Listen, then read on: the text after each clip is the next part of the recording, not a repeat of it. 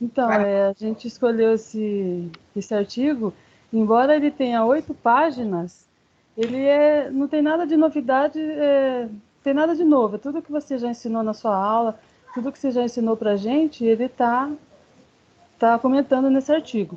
Ele é uma revisão e o autor ele fez uma pesquisa, né, sobre a amebíase. Então, assim, eu vou começar falando sobre a doença em si, né, a amebíase, que ela... Deixa eu só abrir aqui, né, achar meu caderno. Então, ela é uma infecção causada pelo protozoário Entamoeba histolytica.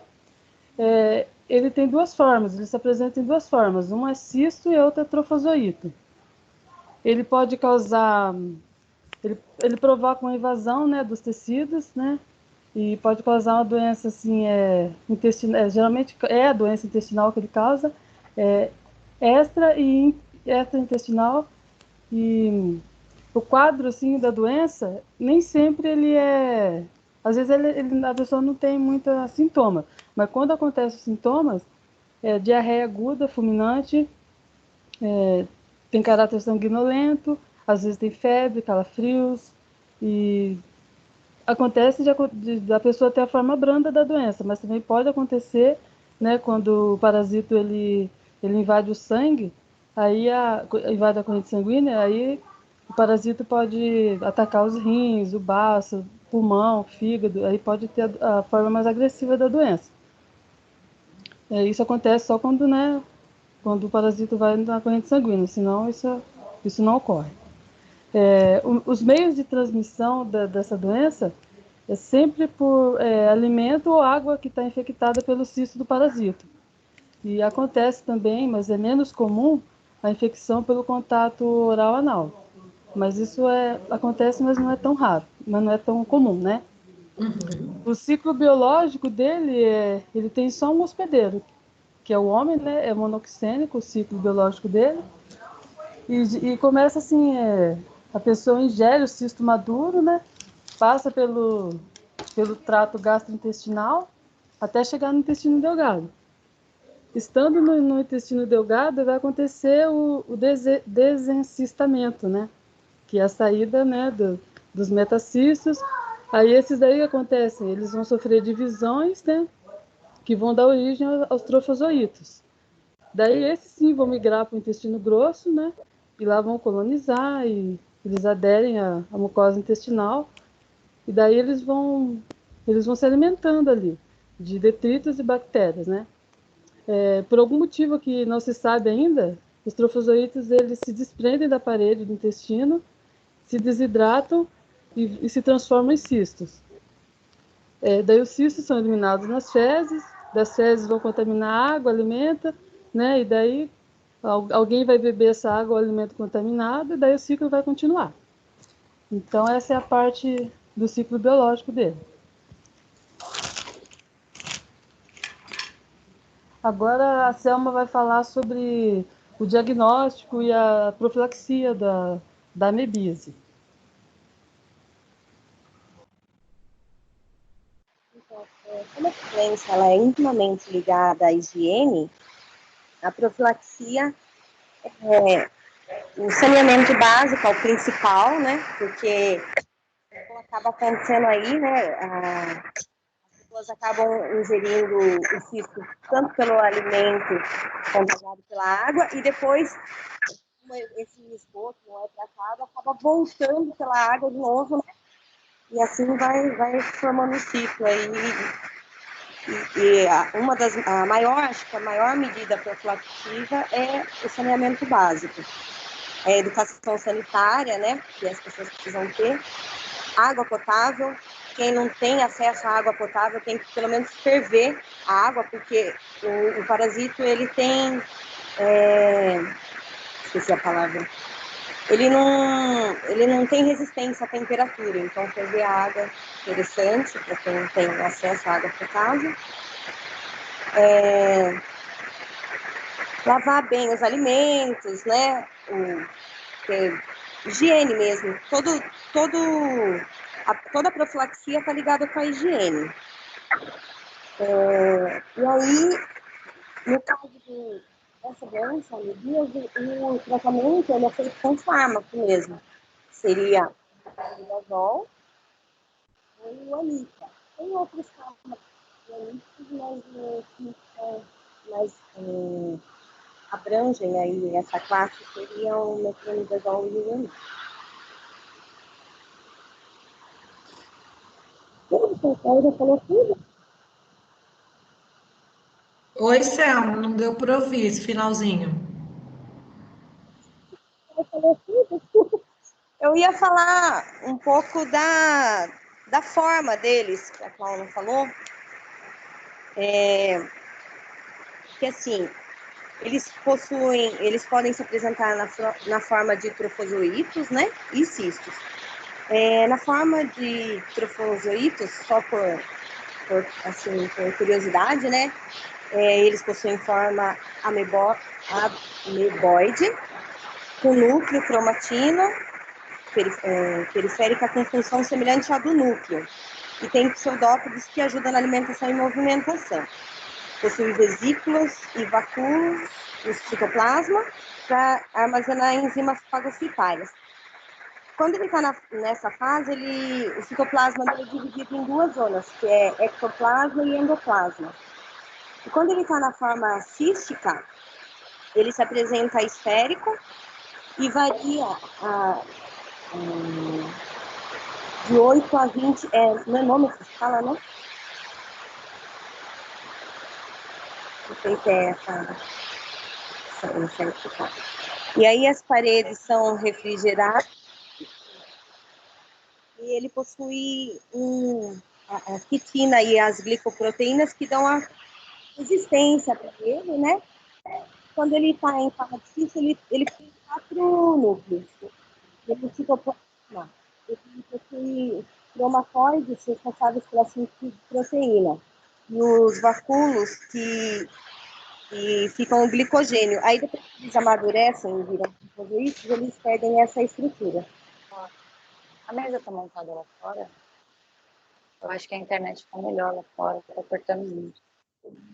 Cortando a imagem. Fecha ali. Ô, Amanda, fecha o microfone. Fecha o microfone. Vocês escutaram? Vai, Selma. Não, travou, Selma. Não consegui escutar o finalzinho, não. Não? Você quer que eu fale de novo? Quero, o finalzinho não deu O que as formas, será? Não, até Eu vou falar. Eu não estou ouvindo você. Você falou mais alguma coisa depois da forma? Não. Eu falei a forma só. Tá, Falei a forma dele trofozoito e cística, né? Tá, eu ouvi, até aí eu ouvi. Tem mais alguma coisa? Não, acho que a Cláudia falou o resto, né? É isso mesmo. Eu queria falar um pouquinho sobre o diagnóstico também. Isso, o que está faltando aí. Então, o diagnóstico dele, na verdade, é um pouco difícil, porque os sintomas dele são muito parecidos com outras patologias. Então, o que o médico faz? Geralmente, ele pede o exame laboratorial, que é o parasitológico de fezes, né? E ele pede também diagnóstico imunológico, o ELISA, por exemplo. Pode ser que ele peça até o IgE também, para ele certificar que a pessoa está, né, com a amebíase, que foi achado, né, o cisto do trofozoito nas fezes. O padrão ouro seria o exame fresco mesmo, né? Que é onde consegue visualizar o trofozoito, né? Isso, e fezes diarreicas, né? Quando está na fase aguda, né? Daí consegue visualizar no exame fresco, né? Principalmente em fezes diarreicas. Mas deixa eu perguntar uma coisa, a gente já teve aula de hemograma. Por exemplo, lá no hemograma eu tenho um tipo de leucócito, por exemplo, que pode aparecer aumentado quando eu tenho alguma infecção por parasita. Quem é? Nossa, eu dei na prova isso, gente.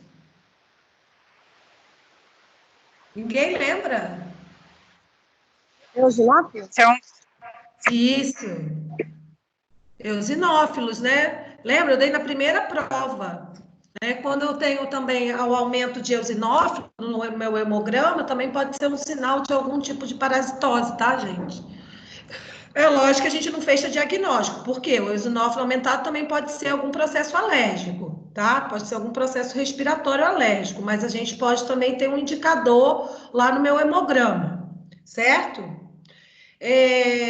Terminaram ou vou falar mais alguma coisa para me fazer umas considerações? Eu acho que é só. Então vamos complementando algumas coisinhas aqui. Primeiro, adorei esse artigo. Eu gostei dos trabalhos que vocês me enviaram, né? Tanto que a da Amanda foi uma monografia. Eu acho que vocês já estão começando a entender como que vocês vão trabalhar para chegar a um trabalho de conclusão de curso, né? Pelo menos comigo, vocês desde quando ficaram comigo, tiveram aula comigo desde a primeira vez, eu sempre fiz questão de vocês entenderem como se lê um artigo, como você pesquisa naquele artigo, que tipo de artigo é aquele, né? Então, esse artigo ali, esse artigo das meninas, da Selma e da Claudete, é um artigo que a gente chama de revisão sistemática. O que é revisão sistemática? É uma revisão bibliográfica, no qual o autor ele pega vários outros artigos, né, e cria um artigo novo de atualização, tá? Gente, isso está muito em moda, Como eu falei para vocês, tá ficando cada dia, principalmente na nossa disciplina, parasitologia, as coisas não estão muito renovando, sabe? Então, quem tem perspectiva de ir para a área da pesquisa, um bom campo de pesquisa é exatamente esse artigo que as meninas trouxeram. Uma revisão sistemática atualizada. O que é isso? Eu pego vários artigos, e é super simples de fazer, e engorda currículo pra caramba. O que eu vou fazer? O autor pegou a amebíase, pegou artigos de mais ou menos de 10 anos para cá, né, que o artigo dela é de 2017. Então, para a gente pegar um artigo para fazer de 2017, eu preciso pelo menos, né, para ficar um artigo bom, pegar uma revisão, né, de 5 a 10 anos anteriores e faço uma revisão da revisão bibliográfica, sabe? E lanço para o público, para os cientistas, né, para o público estudante, lanço a ideia que é uma coisa nova. Tipo, eu não faço nada, não tenho muito trabalho para fazer isso, né? E isso aí é que eu fiz na minha vida para enriquecer currículo, que você, estudante, tem que ter. Porque a gente vai no mercado, gente, a não ser quem queira ir para aqueles assuntos, né, específicos, tal, eu quero ir para estética, eu vou para estética. Mas mesmo na estética, eu tenho que fazer o quê? Artigos, né, para enriquecer o meu currículo, que meu currículo é científico, né? Todos nós vamos ter o currículo científico. Então, isso é super simples de fazer e você vê que ele traz todas as informações, né, num artigo só, num ponto mais atualizado, tá? Então, isso foi muito bacana vocês trazerem para nós. Em relação ao conteúdo que vocês falaram, faltou só o que você mesmo, Claudete, me consertou na aula, me adicionou na aula, sobre os vetores mecânicos, você até falou, vetores mecânicos, lembra? É verdade, eu esqueci de falar que esse meio de transmissão pode ser também por isso. Pode ser por vetores mecânicos, né?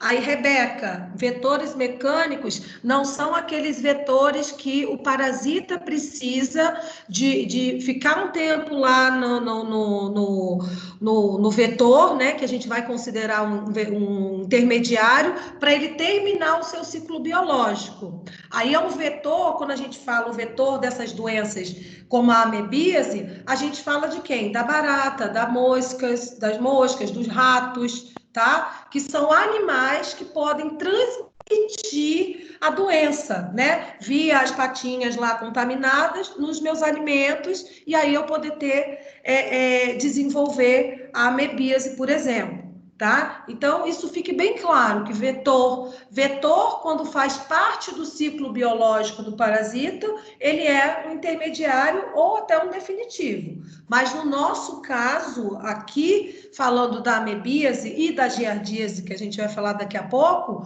também eu tenho os vetores que vão levar somente, vão conduzir aquele cisto para o meu alimento, por exemplo, tá? E outra coisa também, que a Claudete falou, mas só para a gente deixar bem claro, que é a parte mais importante, é que a maioria das mortes, a maioria das mortes vem sendo por amebíase extraintestinal, tá? O que é extraintestinal? A entamoeba, ela tem o tropismo pelo intestino, ok, tá? Ela vai dar no trato gastrointestinal e ser ali expelida, ok, terminou o ciclo. Mas o que acontece em casos mais graves, que geralmente levam à morte, é quando que eu tenho essa população de entamoeba que ela é capaz de o quê? Extravasar, sair do meu intestino e penetrar outros órgãos vitais.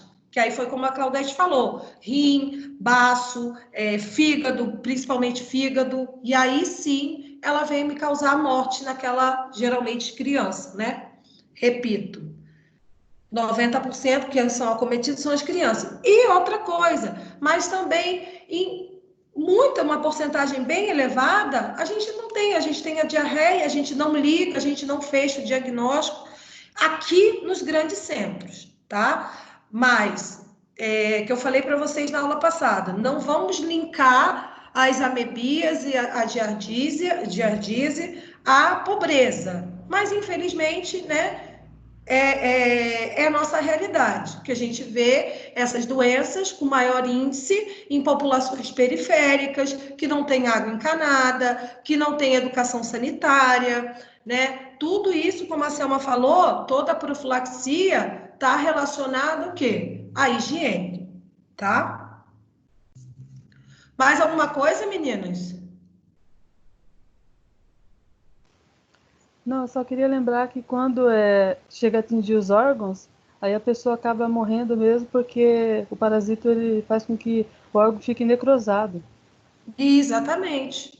Todo o processo, o parasita vai fazer um processo infeccioso inflamatório e eu perco aquela área ali que o parasita vai necrosar. Necrose é a morte daquele tecido, né? Daquele órgão. E aí eu tenho que fazer a retirada e etc.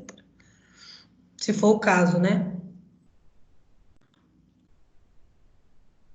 Pessoal, alguma dúvida do trabalho das meninas?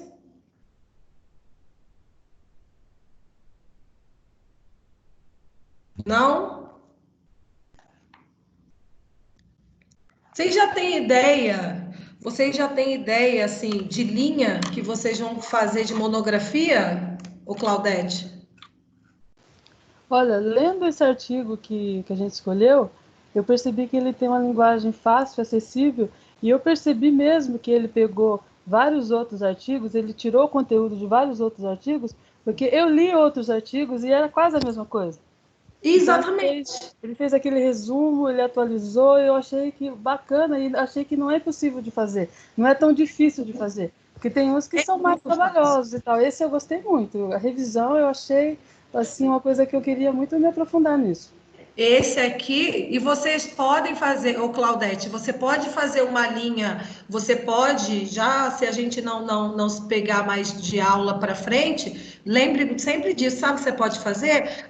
A sua monografia é seu primeiro trabalho científico, que vocês vão botar para publicação. O que é publicação? É para o público, né? E aí, você pode transformar a sua monografia num artigozinho desse daí, para publicar em alguma revista. Tá? E aí Eu você gostei. esquenta seu currículo. Eu Tá? acho que Mas a sua monografia, ela pode vir disso aí. Ela pode dar origem a esse artigo que você fez ali, só que na monografia você vai fazer um trabalho maior, tá? sim. É o trabalho que as meninas fizeram. A Amanda, elas fizeram um estudo em cima de uma monografia. Eu achei legal também. Eu posso fazer os dois papéis, pegar a monografia e transformar nisso aí, ou pegar simplesmente um artigozinho desse grande, pequenininho, e fazer um maior para fazer a minha monografia, tá? Sim, já vou amadurecer essa ideia, porque eu gostei muito desse artigo de revisão que a gente escolheu.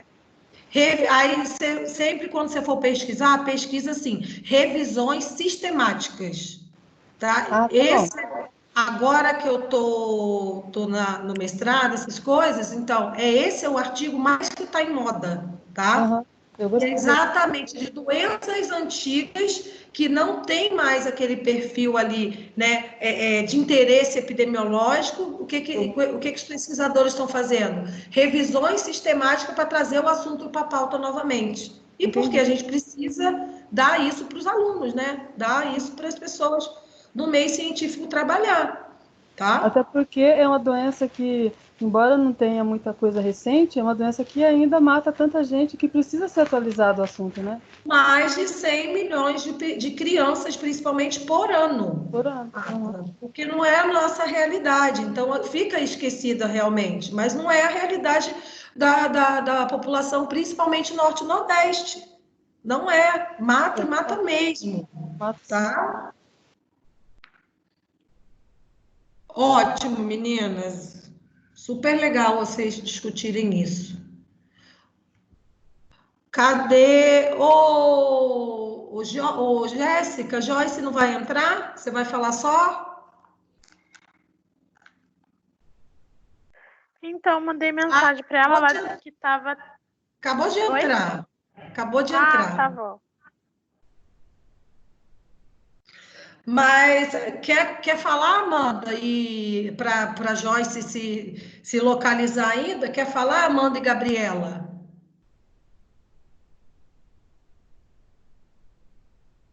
A Gabi entrou? Gabi está aqui. Pode começar, então, ela, se ela quiser. Gabriela? Estou aqui. Então, a gente escolheu uma monografia, né, de prevalência do Trichomonas vaginalis em mulheres atendidas no Centro de Saúde no município de Porto Velho, em Rondônia, nos períodos de 2014 e 2015. O Trichomonas vaginalis ele é um parasita anaeróbio facultativo que se desenvolve em ambientes úmidos com pH entre 5 e 7,5. A temperatura ideal desse protozoário que ele se propaga é de 20 a 40 graus. A multiplicação dele é por divisão binária e a célula polimorfa que possui somente uma forma, que é a trofozoíta. Esse protozoário ele tem grande mobilidade porque ele possui 4 flagelos anteriores que têm tamanhos diferentes. Ele se origina no complexo granular basal anterior e de lá que nasce a costa e a membrana ondular que a encobre.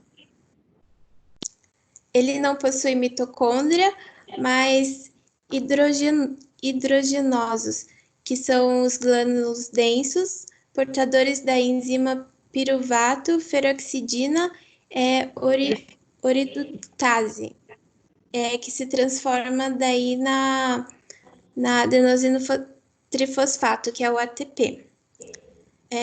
A fonte de energia que o Trichomonas vaginalis usa é a glicose, pode utilizar a maltose e a galactose também, mantendo o glicogênio armazenado como forma de energia, que, se necessário, ele também sintetiza aminoácidos, como os carboidratos, mas os carboidratos são a principal função, é a principal fonte de nutrientes deste protozoário.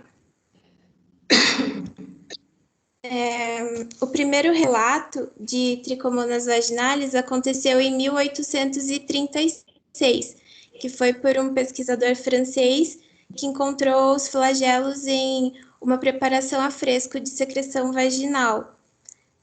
Só que apenas em 1916 que foi associado como provável causador da infecção. E por volta de 1950, que o seu papel como agente causador da infecção urogenital começou a ser esclarecido. A transmissão dele, a principal, é por contato sexual. O parasita ele pode sobreviver por mais de uma semana sobre os prepúcios do homem sadio após ter relação com uma mulher infectada. É através da ejaculação que os tricomonas são levados pela vagina, através do esperma, e lá eles se estabelecem quando as condições são propícias, como o aumento do pH e a proporção de bactérias anaeróbias, que são associadas à redução do número de bacilos. Eles podem sobreviver fora do seu habitat por algumas horas. Na urina, por volta de 3 horas, e no sêmen, por volta de 6 horas, do sêmen ejaculado. Esse protozoário, ele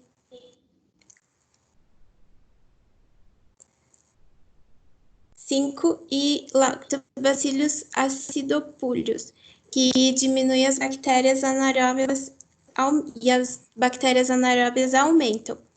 Diante dos leucócitos, o Trichomonas vaginalis ele pode infertilizá-los com a ajuda dos seus pseudomodes e os degrada com seus váculos fagocitos. E eles também podem fagocitar as hemácias para adquirir o ferro e as imunoglobulinas e os ácidos gasos. O potencial para exercer o potencial patogênico, né?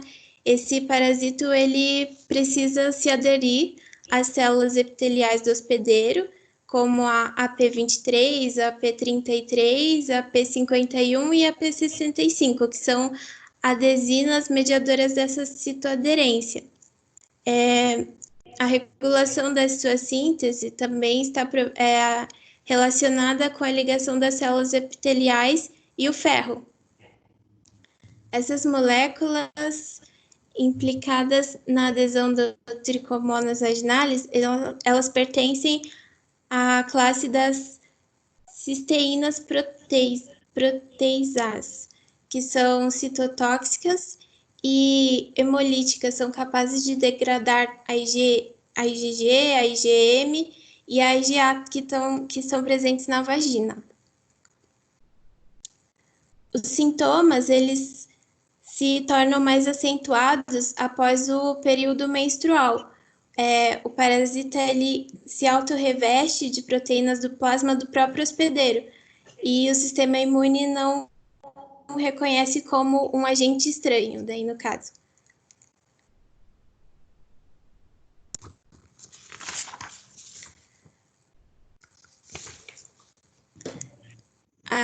E para aquelas mulheres que têm um número maior de parceiros, elas, sem dúvida, são mais propensas a terem a tricomoníase, que também está associada com o uso abusivo de álcool. Na mulher, o parasita ele se instala principalmente no epitélio escamoso do trato genital, e dessas mulheres, cerca de 25% a 50% são assintomáticas. O pH e a flora vaginal normal e uma parcela dos casos, em alguns meses, apresentam sintomas nessas mulheres. E mesmo sem elas saberem que elas estão com essa infecção, elas são capazes de transmitir se continuarem sexualmente ativas. A tricomoníase é uma doença de idade reprodutiva, mas também é encontrada em mulheres mais jovens, antes da primeira menstruação, e também após a menopausa, mas são casos bem mais raros. Quando a fase aguda, quando a pessoa ela demora mais para identificar essa doença, alguns sintomas mais intensos, como corrimento vaginal, mais intenso devido à filtração de leucócitos, o aspecto espumoso, amarelo esverdeado e o odor fédico. A intensidade desses sintomas, elas são observadas no período pós-menstrual, devido à ação do parasita sobre as hemácias para obtenção do ferro. Também a dor e dificuldade para as relações, dor ao urinar, frequência miccional, prurido vulvular, dor abdominal, pode também ser indicativo de infecção no trato urogenital superior. Em 20% dos episódios, ali pode também acontecer casos de infertilidade por adesão e oclusão tubária. E durante a gravidez, devido às mudanças hormonais e à interrupção de usos contraceptivos tricomonicidas, também pode haver uma incidência maior da tricomoníase, mas a prevalência em gestantes é bem baixa, em torno de 2 a 5% só. Já nos homens, a maioria da tricomoníase é assintomática, e os sintomas, quando há, o corrimento observado pela manhã, com leve prurido, dissúria e queimação após as relações sexuais. Ele se desenvolve melhor no trato urogenital, pois é rico em glicogênio. E nos casos assintomáticos, o parasita também está presente no prepúcio uretral e próstata. Ela por ser uma infecção sexualmente transmissível, ela também está ligada às outras DSTs, como a gonorreia, em cerca de 40% dos casos.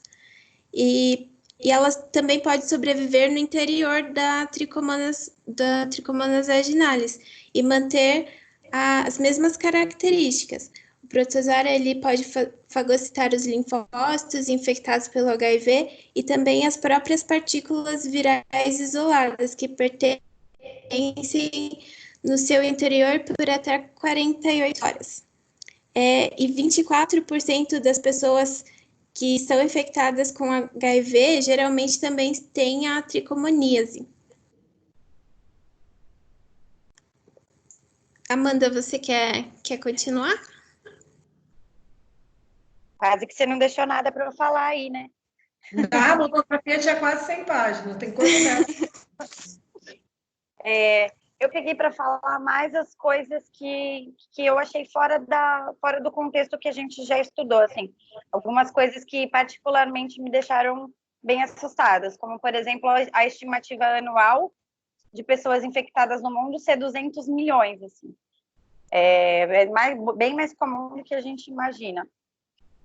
Em homens, ela é assintomática em 70% a 80% dos homens. E nas mulheres, ela é assintomática de 25% a 50% das mulheres infectadas. E a associação do HIV, da complicação no parto, da infertilidade, também me causaram assim, uma preocupação.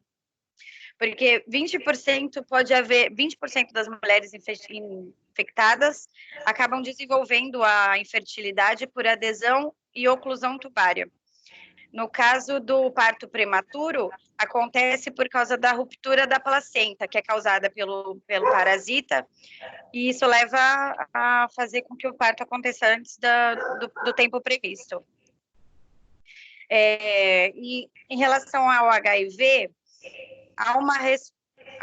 ainda em relação ao parto recente, ao parto prematuro, há uma resposta inflamatória pela presença do parasita que pode destruir a estrutura tubária, danificando as células ciliadas.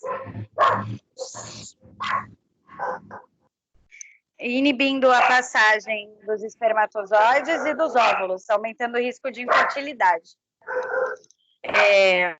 Estima-se que 24% das infecções pelo HIV estejam associadas à tricomoníase, e quando ocorre uma infecção por tricomonas, a resposta imune localizada, trazendo uma grande concentração de leucócitos, incluindo as células-alvo do HIV, que são os linfócitos TCD4 e os macrófagos. O tricomonas causa pontos hemorrágicos na mucosa, abrindo uma porta para o vírus na corrente sanguínea. O protozoário tem capacidade de degradar o inibidor de protease leucocitário, que tem a função de bloquear o ataque do HIV em células, aumentando assim a carga viral. Eu vou desligar meu microfone, que meus cachorros estão atacados aqui.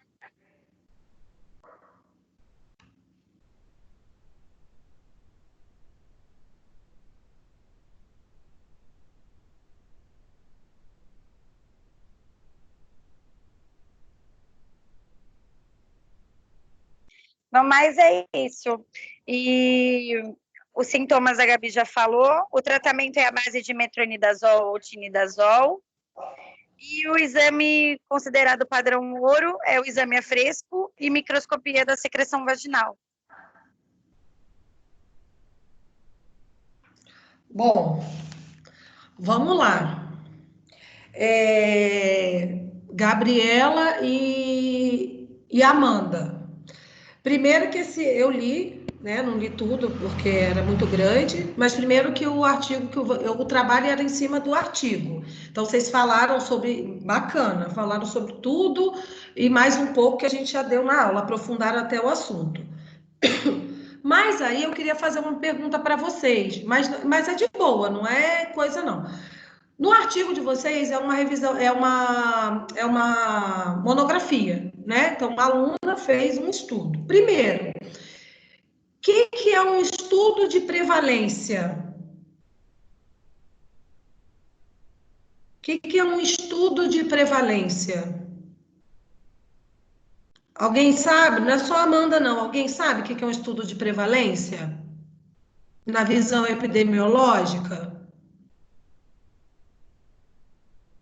Então, a sua monografia é muito interessante e foi bom vocês trazerem para a gente discutir, porque a monografia que essa pessoa fez, ela fez um estudo de prevalência epidemiológica.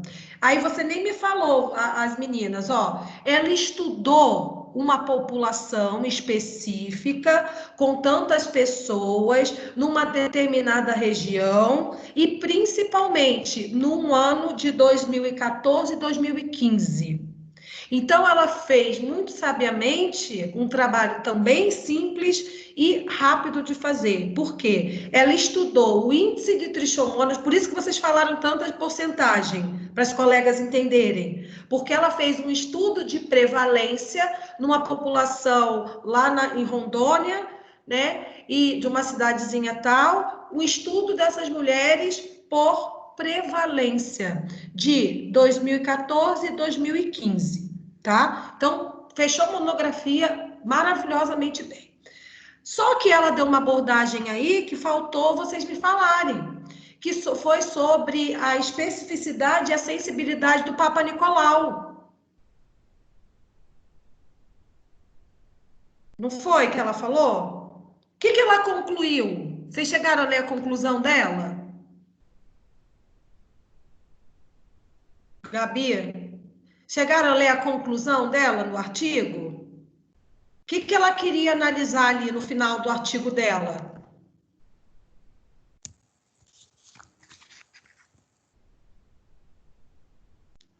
Ela fez um estudo de prevalência, falou da trichomonas, falou tudo bonitinho que vocês passaram para nós, tá? E ela ali naquele artigo dela, ela estava estudando a sensibilidade e a especificidade para análise da trichomonas pelo exame de Papa Nicolau, tá? E aí o resultado que ela chegou é que ele só tinha 61% de sensibilidade e 97% de especificidade. Então, ele é um teste não padrão ouro, mas ele é um teste muito bom de indicativo para detectar a trichomona nessas mulheres. Tá? Então, em sumo, ela falou da trichomonas, ela fez um estudo de prevalência, né, que realmente é assustador ali, depois eu não tinha realmente esse dado de tão grande, porque esse artigo de vocês não é... Essa monografia, eu não esqueci o ano, mas não é antigo, né, é relativamente novo para a ciência, e ela estava testando o quê? Lembra que eu falei para vocês? Um bom teste eficaz é um teste com muita sensibilidade e muito específico. E aí eu tenho, né, ela quis jogar isso para a população para entender que o Papa Nicolau não é o padrão ouro, mas é um teste bem específico e sensível para detecção de trichomona nessas mulheres. Tá? Outra particularidade do HIV, né? Pacientes com HIV, né? E ainda vão ter uma parasitose, seja ela quem for, qual for, é uma doença oportunista, né? Então pode realmente causar tudo isso que as meninas falaram, né? Acelerar o processo, é um facilitador, né? Por eu já ter um sistema imunológico debilitado. Outra coisa, Gabi falou de aumento de pH. Que aumento de pH é esse, Gabi? Pessoal, estão me ouvindo? É quando, é quando a região íntima ela fica mais alcalina, que daí fica mais vulnerável para a entrada dessas bactérias. Exatamente, Gabi, exatamente. O parasita, ele consegue aqui, ó, ele consegue aumentar, ele é uma condição facilitadora para pro parasita o aumento do pH vaginal. O pH da vagina é um pH ácido, né? Até por defesa, é um pH ácido. Quando eu tenho, por algum motivo, essa barreira quebra para o parasita ganhar a situação que a gente falou, né? Eu tenho que ter um fator também facilitante para ele entrar. E o aumento do pH, né? Para não confundir isso na prova. O aumento do pH é o quê? Exatamente o que a Gabi falou. Quanto mais para a faixa do 7, 14, né? Eu vou ter mais o quê? A alcalinização daquele pH. E o que não é interessante para a minha flora vaginal, né? E eu tenho lá. E a Amanda até complementou que acontece a degradação da flora. Quem é importante ali na minha flora vaginal, né? Normal. Os bacilos de Dodderline, que são eles que são capazes, né, de transformar em ácido pirúvico aquela glicose que ele vai precisar para poder funcionar ali do meu pH. Então, esse bacilo, né, vai ser destruído, por quê? Pelo aumento do pH, e aí facilita a entrada também da trichomonas, tá? E o álcool, né? O álcool aí, sempre o álcool, as pessoas que fazem muito abuso de álcool, o que acontece, gente? A gente tem um sistema excretor, né? Sistema renal que vai excretar aquele ácido, aquele álcool, né? E uma quantidade exagerada do álcool, eu vou fazer essa eliminação pela urina, pela vagina, e aí eu também tenho problemas ali naquela minha flora. Tá? Então, o alcoolismo aqui está relativamente ligada com a minha flora geniturinária, porque eu vou expelir aquele etanol pela urina, tá? O meu fígado não vai conseguir degradar e eu vou fazer a eliminação pela urina. Isso também pode prejudicar a minha flora, o meu pH da minha vagina, tá? Mais alguma coisa, Amanda? Amanda? Não, eu acho que para mim já está bem completo. Você viu viu o Papa Nicolau que ela fala aí? Sim. Então. É que eu me apeguei mais a essa parte da estimativa e dessa associação, né, com as doenças sexualmente transmissíveis E a complicação no parto é a infertilidade, que eu também não fazia ideia, que ela pode causar infertilidade tanto no homem quanto na mulher, principalmente se a infecção for recorrente. Perfeito, perfeito. É só para você, é porque assim, só para vocês estudarem o artigo em si, entendeu? Então, essas duas, o que ela fez foi legal, foi esse estudo de prevalência, né? Que é legal, vocês podem fazer um estudo de prevalência de alguma doença, por exemplo, da dengue, vamos supor, assim, eu quero fazer um estudo de prevalência da dengue em Sorocaba no ano de 2000, eu tenho que sempre ver para trás, né? Tanto que ela fez, esse trabalho dela foi 2014, 2015, ela fez a monografia 2016, né? Para ela ter essa coleta de dados para poder apresentar o trabalho dela, porque eu preciso de ano fechado, né? E eu posso fazer isso, gente, da dengue, por exemplo. Quero fazer um estudo de prevalência da dengue.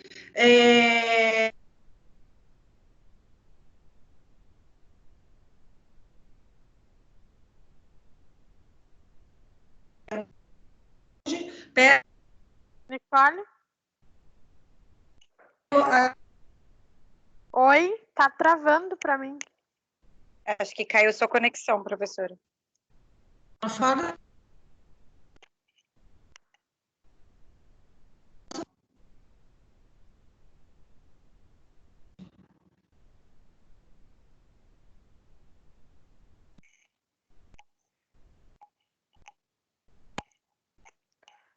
Meninas, para vocês travaram?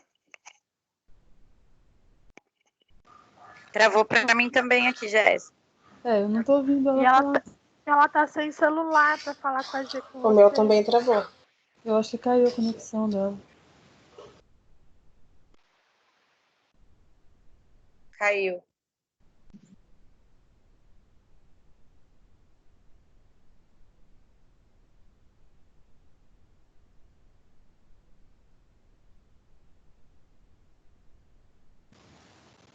Mas acho que ela vai se dar conta, porque acho que aparece para ela lá, né? Que a conexão Será que caiu. ela consegue voltar aqui, né? Ai, desculpa.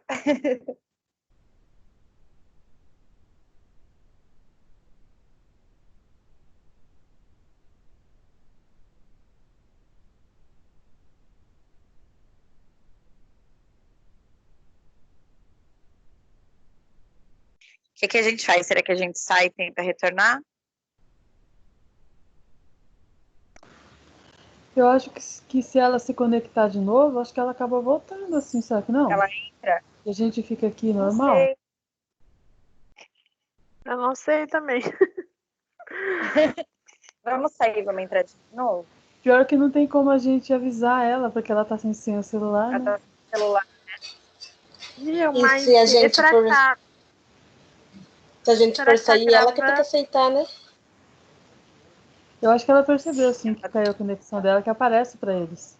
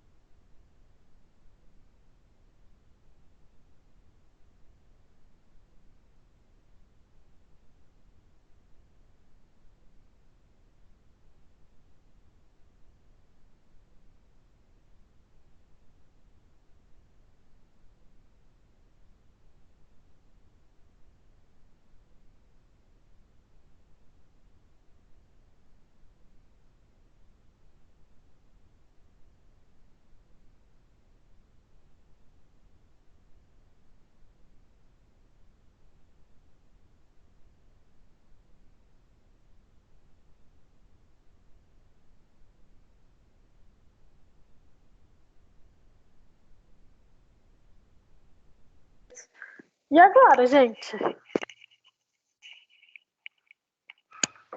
Agora a gente fica fazendo fofoca aqui, né?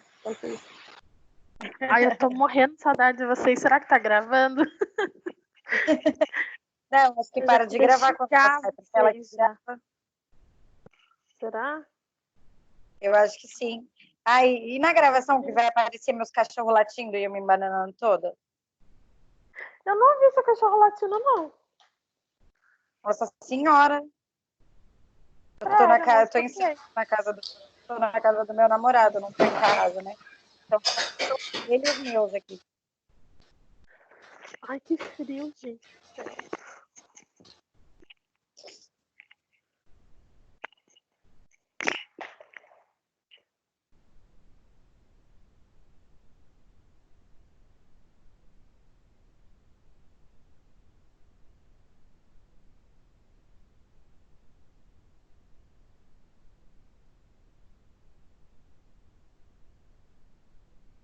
Será que não é melhor a gente sair? Ainda bem que caiu bem na minha vez, que eu tô nervosa. Mas se a gente sair, será que consegue entrar de novo? Tá parecendo um Se ela seminário. estiver online, sim. Meu, Eu acho que é o mais certo fazer, todo mundo sair e tentar entrar de novo. Porque daí se ela se reconectar, e daí ela aceita todo mundo. e se sair uma e tentar reconectar pra ver, pra avisar as outras? Ah, mas não vai dar pra avisar também. Né? Dá pra avisar. Mas Oi, eu tô... Tá me ouvindo? Ah, voltou. Sua conexão caiu? Estão me ouvindo? Sim. Sim. Agora Ai. sim. Gente, eu não vou nem abrir a câmera, tá? Porque pode ficar pesado. Deve ser a minha internet que não tá legal. Tá bom. Tá? É melhor nem mexer. Não sei o que que tá dando. É só eu falar, tá vendo? Mas, enfim, voltando lá, Gabriela e Amanda, aí então fechou. Mas, teve uma coisa também que eu ia falar, que a Gabi falou sobre produção de glicogênio, tal, aminoácido, tal, aí ela falou para degradação, glicose, eu não entendi. É só para lembrar, gente, lá da nossa aula de CMC, tá? A gente tem todo, ó, que a Amanda até falou, eu vou transformar maltose, né? Eu vou quebrar em moléculas menores e vou formar a glicose, que é o nosso combustível básico, tá? Só que quando eu faço a produção, né? De aminoácidos que a Gabi chegou a mencionar, eu estou fazendo o quê? A produção de proteína, tá? Não tem nada a ver com energia, não. Eu quebro proteína, é minha última opção se eu precisar de energia. Eu quebro em moléculas menores de aminoácido, tá? Não se esqueçam disso, porque lá o metabolismo também do parasita vai precisar de proteína e fazer essa síntese que a Gabi falou de aminoácido, tá? O resto eu vou quebrar tudo para formar o quê? Adenosina trifosfato, ok? Ok, Amanda? Ok, Amanda, Gabi. Gente, Ok. alguma dúvida? Mas excelente, excelente. Só o que o que eu complementei, Amanda e Gabi, é uma coisa que eu não pedi, é dar informações para vocês do artigo, para vocês saberem ler um artigo, que esse também é um intuito quando eu passo para vocês pesquisarem, tá? Então, esse é um artigo, uma monografia, né? Um trabalho de conclusão de curso, super interessante, onde a aluna pegou uma população de 2014 e 2015, né, um ano fechado, para estudar a prevalência de trichomonas num determinado local lá de Rondônia, conhecido, tudo bonitinho, e aí ao fim ela gerou essa estatística que vocês falaram para gente, né, de quantos porcentos foram afetados, quantos porcentos tiveram infertilidade, isso, e ela fez esse estudo naquela determinada população, né? E apresentou em 2016, tá? Mas aí depois vocês olhem, ela fala nesse artigo, ela pesquisa nesse artigo, nessa monografia, sobre o grau de sensibilidade e especificidade do exame Papa Nicolau, tá? Para ver se ele é eficaz para poder fazer a detecção da trichomonas, tá? Que aí ficou legal. Ficou muito bacana esse trabalho dessa aluna aqui. Inclusive, gente, guardem, peguem esse trabalho que vocês fazem, assim, trabalhos bons, né? Que vocês vão fazer monografia. E esse que a Amanda falou, que a Amanda e a Gabi apresentaram, é um trabalho show, tá? Ficou excelentinho o trabalho da menina. Não lia desminuciosamente tudo, né? Mas aí vocês já podem guardar para quando vocês fizerem um trabalho, por exemplo, de vocês seguirem, assim, ter umas dicasinhas sobre o modelo para vocês seguirem, sabia? Eu fiz isso. E o meu trabalho-chave lá, eu lembro como se fosse hoje. Foi num trabalho fazendo assim, foi sobre toxoplasmose. Tá? E aí eu guardei aquele artigo que o professor falou, aquela monografia que o professor falou, nossa, que monografia boa! E aí eu fiz, né, o meu caso, o meu foi relato de caso, mas seguindo aquele cronograma daquela monografia dela. E aí graças a Deus me formei, né? As trancos e barrancos me formei.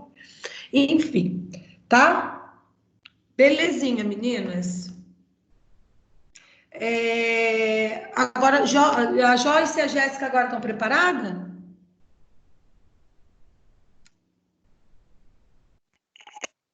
Mais ou menos. Não Brincadeira. vai abrir a câmera não, Jéssica? De pijama? Não, obrigada. Ai, gente, só a Amanda e a Rebeca, vocês são fogo. Fala, Jéssica. Então, nossa, é sobre a giardíase, né? A giardia. Eu tinha te enviado primeiro, só que depois que eu fui ver que não era um artigo, era um seminário, né? Aí eu fui e reenviei outro que era um artigo. Então, a Joyce deu uma lida em um, eu dei uma lida no outro, a gente vai acabar falando dos dois, porque a gente ficou indecisa em qual você ia ler. Mas aí, no que é artigo mesmo, que eu te mandei, que é sobre atualidades sobre a giardíase. Porém, ele não é muito atual, ele é de 2014. Ele fala que a giardíase é uma parasitose intestinal amplamente distribuída pelo mundo, com alta prevalência em países em desenvolvimento, inclusive o Brasil. Embora seja uma infecção com bom prognóstico, pode apresentar gravidade em pessoas com desnutrição, fibrose cística ou algumas imunodeficiências. Daí, este artigo ele tem o objetivo de atualizar os principais aspectos da giardíase.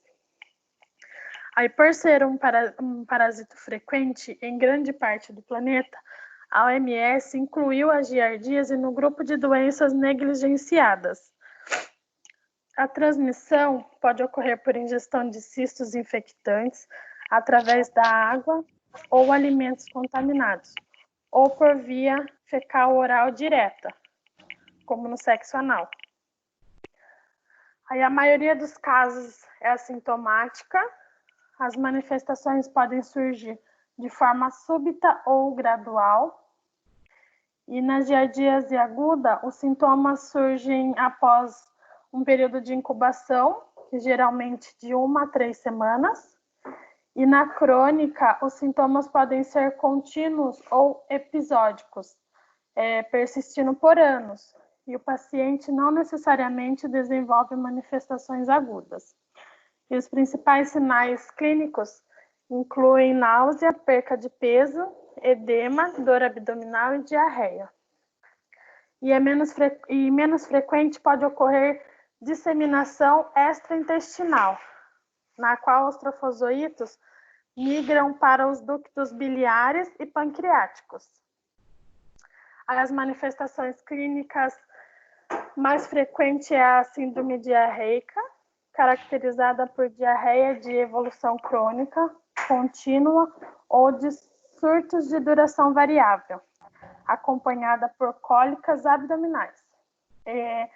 Ele possui um ciclo biológico monoxênico e após a ingestão, os cistos se rompem no duodeno, formando trofozoítos, os quais se multiplicam intensamente. Os cistos são eliminados pelas fezes em grande quantidade e ocorrendo períodos de interrupção de eliminação de 7 a 10 dias. Os trofozoítos também podem ser presentes nas fezes, mas são os cistos responsáveis pela transmissão. Os cistos resistem fora do hospedeiro, sobrevivendo em água doce e fria. Aí eu coloquei aqui os exames laboratoriais, que são pesquisa de cistos, são nas fezes formadas, exame direto a fresco ou corado pelo Lugol, e podendo ser utilizado o método de Faust ou Hoffman, pesquisa de trofozoitos em fezes líquidas, que é o exame direto a fresco ou corado pelo Lugol, hematoxilina, férica ou metiolate iodoformol. E tem o enteroteste também, e o tratamento com sequinidazol, tinidazol e metronidazol. Profilaxia e o controle as medidas mais importantes, né, que é o acesso adequado a condições de saneamento, ingestão de água tratada ou fervida, cuidados com higiene pessoal e adequada, preparação de conservação dos alimentos. Este foi no artigo que eu encontrei. Eu tentei dar uma resumida no máximo, mas é basicamente isso. E a Joyce vai falar mais um pouquinho. Vamos, Joyce. Eu fiz um resumo do artigo. A Joyce, espera só um pouquinho, deixa eu fazer uma pergunta. Nicole, a gente tinha visto que a Giardia, ela não precisa de vetores ou hospedeiros intermediários, né? Sim. Aí eu achei interessante nesse artigo que eu encontrei que ele fala assim, importante a atuação dos vetores mecânicos, já que os cistos permanecem viáveis no meio ambiente por até 60 dias, sendo destruídos em temperaturas superiores a 64 graus, e sobrevivem até 24 horas no trato digestivo de moscas e por vários dias no trato das baratas. Eu achei interessante. Então, eu preciso de um vetor mecânico que vai levar ele, né, de alguma forma, né, a diferença, que fique bem claro novamente, o que é vetor mecânico? É quem vai levar, tá, mesmo o cisto para o hospedeiro, mas ele não participa do ciclo biológico, tá? Por isso que ele não precisa, mas pode ocorrer, né? Isso, ele não é, ele vai ser um vetor, só vai levar, Jéssica. Ele não faz nenhuma parte do ciclo biológico dentro da barata, dentro da mosca ou do rato, tá. entendeu? E nesse artigo também ele fala que eles fizeram estudos em praças públicas e detectou parasita nas fezes do cão, né? Demonstrando o risco de contaminação humana, sobretudo em crianças que têm o hábito de brincar no solo. Isso, ela também acomete outros animais, não só homem, tá? É uma doença muito comum de cachorro, principalmente, sabia? Pode continuar, Joyce. Então, como eu estava falando, no meu resumo eu coloquei um pouquinho sobre a giardíase e daí eu também ressaltei um pouco dos exames. E daí são uns pouco diferentes do que a Jéssica citou. Vou começar. A giardíase é uma doença causada por protozoários, Giardia lamblia e a Giardia intestinale. O protozoário se apresenta em duas formas, a cística e a trofozoita. Sendo a forma cística, é apresentado em fezes. A doença ela pode ser assintomática ou apresenta o quadro de diarreia crônica, acompanhada com cólicas e dores abdominais, que pode ser levada pela perda de peso e desidratação. O ciclo ele é monossêmico e, como já foi dito, o homem é o principal hospedeiro. O animal ele é considerado um reservatório do protozoário. E daí, como eu citei, ele tem duas formas, a forma cística e a trofozoito. A fase cística, ela, como eu já havia dito, ela é eliminada nas fezes, podendo sobreviver no meio ambiente por meses. Ela pode ser extremamente infecciosa para os animais. Os cistos, a forma deles são arredondadas, tendo 2 ou 4, podendo ter 2 ou 4 núcleos, 4 corpos para basais, 4 axonemas, e ela tem paredes celulares densas. Já na sua forma trofozoitos, ela é causada por consumir alimentos ou água contaminadas com cistos, sendo dissolvida no intestino delgado. O sintoma pode ser assintomático ou sintomático, estando... Caraca, eu tô toda picada de mosquito, meu Deus. Causando diarreia crônica, estratorreia, cólicas e dores abdominais. E daí, como eu havia dito, eu coloquei alguns exames aqui. O mais recomendado seria o EPF, que é o exame parasitológico de fezes. Ele é um exame de menor custo e maior praticidade. Ele tem também os exames imunológicos indiretos, que são bastante indicados, só que eles já são mais caros, então são de pouco acesso. Ele tem os métodos sorológicos, que é o IFI, o teste de ELISA e o PCR. Esses são raramente utilizados, mas também vale a pena destacar porque Onde você estava? eles possuem alta especificidade.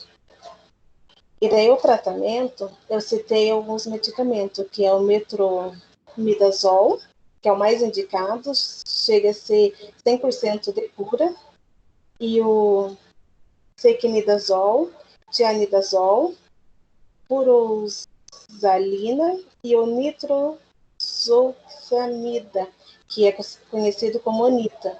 Ele, hoje em dia, ele está sendo bastante indicado como principal tratamento e é um novo antiprotozoário.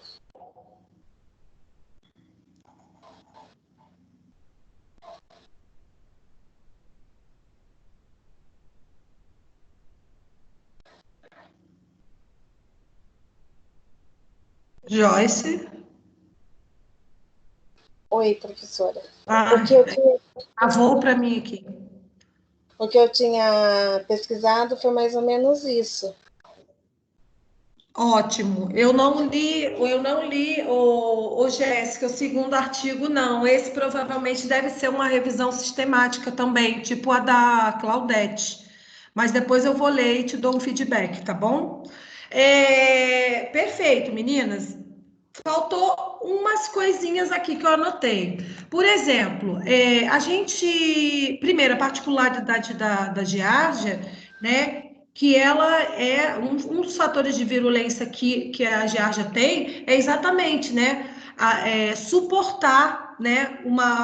Fora do organismo, né? Um bom tempo e a água fria e umidade, né? Até brinquei com vocês, né, na aula passada. Poxa, vou ter que preocupar agora com a banheirinha do motel, com a toalha molhada, né? Que eles conseguem, esse parasita ele consegue ficar um bom tempo se ele tiver numa condição adequada de umidade e temperatura fria, tá?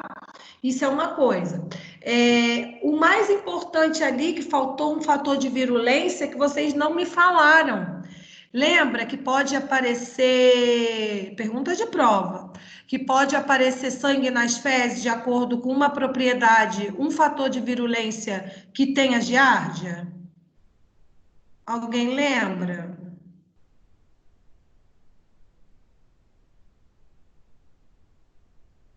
Pessoal, vocês estão me ouvindo? Eu tô ouvindo sim. Eu Você tô lembra? tentando Você lembrar. pode repetir a pergunta, professora? A giardia, ela tem um aparato lá que a gente chama de fator de virulência, que pode causar e levar muito sangue para as fezes. Não são as ventosas que se desprendem? Isso, Claudete, as ventosas, né? Porque ela tem aquelas ventosas, lembra que eu falei na aula passada? Nem que seja aquele negócio de colar, aquelas ventosas mesmo. Ela tem aquelas, entre aspas, aquelas boquinhas que ela vai ficar aderida à parede, às paredes intestinais. E o que acontece? Ela vai tirando ali o seu alimento, né, para fazer o seu metabolismo, e ali ela vai ferindo a parede. E aí pode ser uma característica dela, da giardíase, eu encontrar sangue nas fezes, tá? Então, a característica mais forte da ventosa, lógico que ela tem outros aparatos, mas o mais característico dela, que faz que ela vai se aderir à minha parede do intestino, né? E começar a fazer o seu metabolismo e pode ferir o meu trato intestinal. Aí o que acontece? Eu posso observar sangue nas fezes, tá? Da temperatura já falei, e a gente desenvolve imunidade humoral, gente, para esse tipo de doenças parasitárias, todas essas que a gente falou hoje. A gente desenvolve imunidade humoral. Eu acho que não. A gente pode pegar outras vezes, não pode? Exatamente, a gente não cria anticorpos, né, para essas doenças, tá? Para esses protozoários, podendo ter sim reinfecções. E geralmente, se eu tenho uma reinfecção, ela é mais agressiva, tá? É que nem no caso da tricomoníase, né? A associação dela com a infertilidade justamente é por tanta recorrência, porque cada vez ela infecta o organismo e acaba sendo mais agressiva até conseguir causar infertilidade. Exatamente, né? Então eu não crio imunidade humoral, que é a produção do complexo antígeno e anticorpo, né? Então eu não faço esse tipo de imunização para essas doenças, não, tá? Deixa eu ver se eu anotei mais alguma coisa. Não, foi isso. O mais importante das ventosas, por isso pode aparecer muitas fezes com sangue, né? Sanguinolentas, é uma das características, né? Da giardíase. Do Anita, do medicamento, né? Eu sempre fico para ler a bula dele e acabo esquecendo, mas vou fazer isso amanhã. Mas, segundo as informações que eu li, o Anita, ele é um antiparasitário novo, né, para protozoário. O que acontece? Geralmente a gente tinha todas essas classes de medicações que englobavam todas essas verminoses, os protozoários, mas não conseguia alcançar a giardíase, né? E aí esse Anita, ele engloba também a giardíase, né? É porque não tem, o pessoal da farmácia não está aí, que se tivesse eu já ia mandar perguntar para dar uma olhadinha na bula do Anita para a gente discutir sobre essa introdução da giardíase nas medicações, porque as outras medicações só atingiam uma população de verminose e de protozoário, tá? Mais alguma coisa? Rebeca? Tô aqui. Pesquisa um artigo para mim dessas que a gente falou hoje e manda para mim, tá bom? Tá, para enviar o artigo só? Envia o artigo para mim, porque se caso a gente não conseguir fazer outra formativa, a gente vai utilizar essa daqui, tá? Se caso não dê tempo, uma coisa. Quer dizer, eu já vou, achei que ficou bacana. Eu já vou pensar em alguma coisa aqui. Tá todo mundo aqui, né? Só tá faltando a Elis da farmácia, mas eu vou tentar o contato com ela depois, tá? Alguma dúvida, gente? Não, tá tranquilo. Gostaram de pesquisar artigo de novo? Eu gosto muito de ler artigos. Então, eu acho super interessante, super válido. Adorei esses artigos. Não li o seu, Jéssica, eu vou ler depois, tá? Que você me mandou depois. Tá. Mas os três que eu recebi, super legal, monografia, adorei, salvei também para mim. O estudo de prevalência da Amanda e a revisão sistemática da Claudete, super atualizado, super legal. Eu estou gostando de ver que vocês já estão começando, já estão na prática, né? E isso deve-se ao nosso trabalho lá do começo, que a gente foi implementando, por mais que vocês achem chato, às vezes, interpretar artigo, procurar, é o mundo que vocês têm agora para obter informação. Na minha época ainda tinha livros, tá? Hoje em dia a gente não tem quase acesso, os livros estão ficando defasados. Então, o que a gente tem aqui mesmo para estudo de novidade, isso, é os artigos, né? São as monografias publicadas. E o legal é que vocês já estão sabendo escolher de tanto que tem aí, escolher um de qualidade que atenda a vocês e interpretar para saber ler, como que ler, né, um artigo científico. Então, esse foi bem legal vocês estudarem, tá? Pessoal, alguma dúvida? Tudo tranquilo? A matéria tá tranquila? Tá dando para entender? Para mim tá tranquilo. Eu tô achando bem tranquilo. Tá sendo gostoso. Essa aula, por ser pouca gente e todo mundo participar, tá sendo bem legal. Eu tô querendo trazer, eu tenho um amigão meu, que ele é bombástico, não posso falar outra palavra, em parasitologia, sabe? Eu fiz hoje de manhã com a turma de cardio e neuro, eu trouxe uma neurologista, né, para contar, dar mais prática para os meus alunos, né? E vou tentar trazer. Eu acho que a gente vai ter tempo para isso, porque a matéria já está quase no fim, os assuntos agora são pequenos.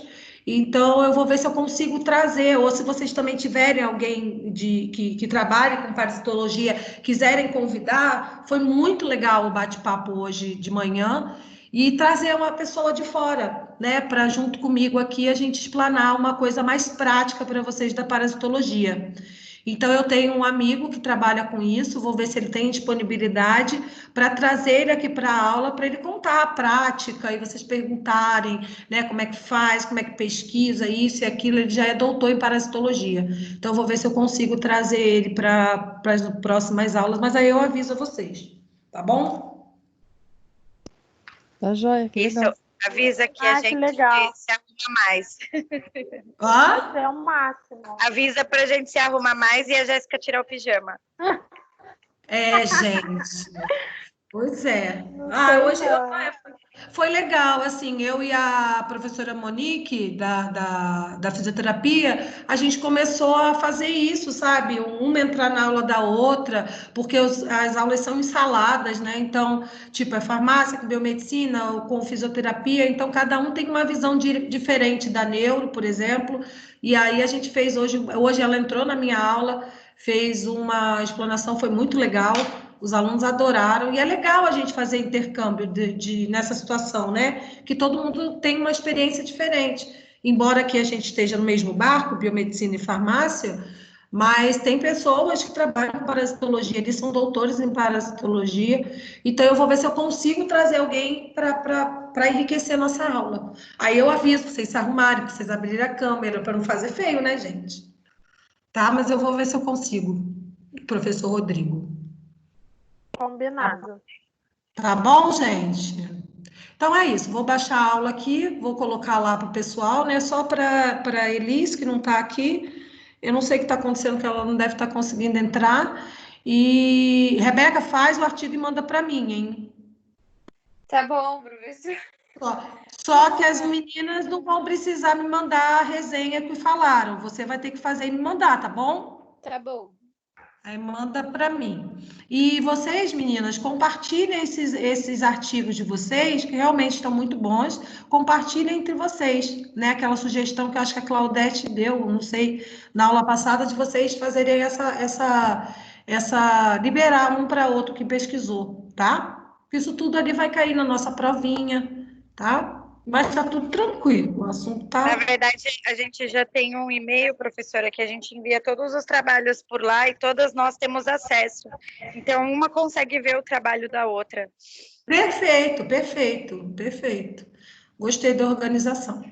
Então tá bom, gente. Boa noite, fiquem com Deus e até semana que vem. Boa noite. Boa então. noite. Boa noite, E até. Nicole. Até quarta. Boa noite, até quarta. Quarta é câncer de mama, hein? Não deixem de, não faltem, não. Tá bom. Beijo. Boa noite. Beijo. Fica com Deus. Vocês também, bom descanso. Obrigada, beijo.